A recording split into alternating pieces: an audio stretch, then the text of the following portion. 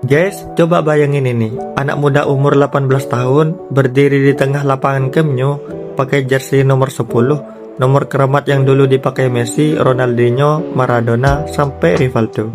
Bukan nomor biasa, ini nomor warisan para legenda. Dan sekarang nomor itu dipakai sama Lamine Yamal. Bukan pemain asing, bukan transfer mahal, dia ini anak asli La Masia, didikan akademik Barca sendiri.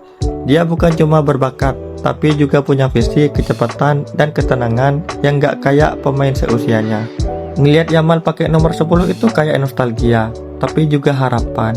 Fans pasti ingat Messi, tapi juga mulai nyiapin hati buat sayang sama Yamal.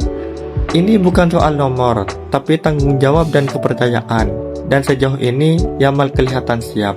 Satu hal yang pasti, Camp Nou bakal ramai lagi. Bukan cuma karena ingat masa lalu, tapi karena penasaran sama masa depan. Dan masa depan itu sekarang milik Lamine Yamal.